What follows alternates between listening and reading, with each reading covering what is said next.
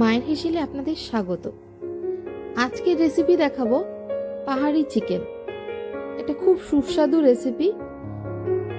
তো এটা বানানোর জন্য আমরা চিকেন ভালো করে ধুয়ে নিয়েছি, তার মধ্যে লবণ এবং কাশ্মীরি লঙ্কা ভালো করে মাখিয়ে নেব।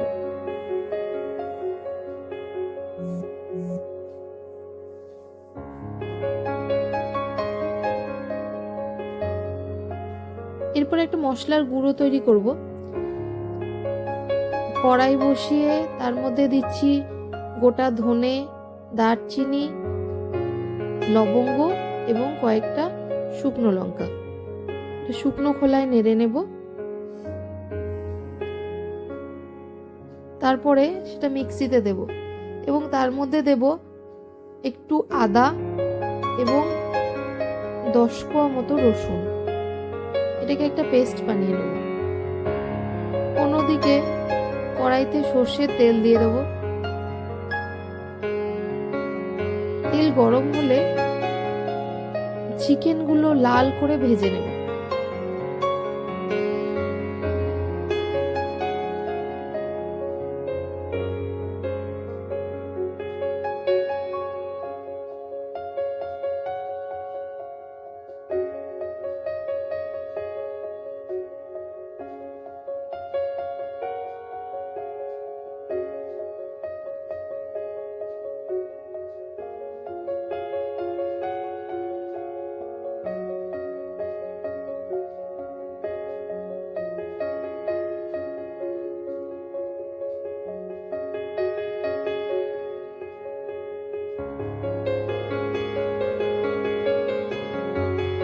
দেখুন চিকেনগুলো অলমোস্ট ভাজা হয়ে গেছে। এবার আমি তুলে রাখবো।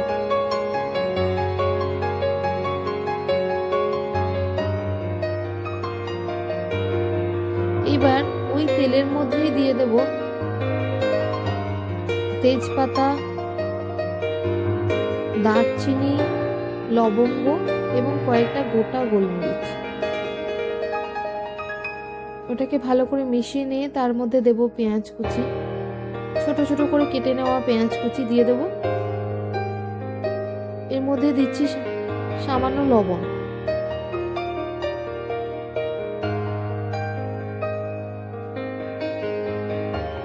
পেঁয়াজটা খানিকটা ভাজা হয়ে গেলেই তার মধ্যে দেব 2টো টমেটোর পেস্ট।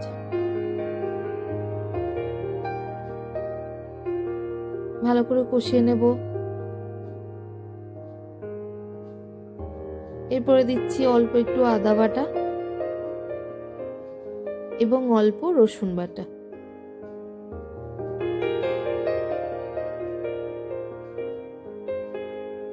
মশলা ভালো করে কষিয়ে নেব।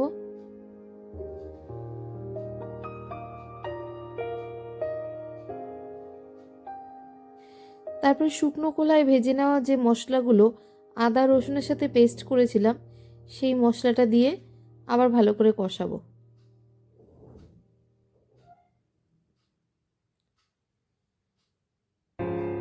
এর মধ্যে দিচ্ছি ধনেপাতা কুচি,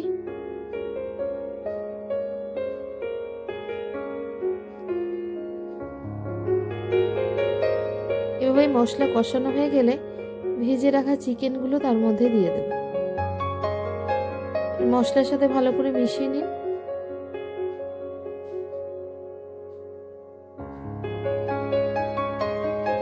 চিকেন যখন ভাজা হয়েছে তখনই প্রায় সেদ্ধ 50% হয়ে গেছে। এবার এর মধ্যে দিলাম 1/2 কাপ মতো জল।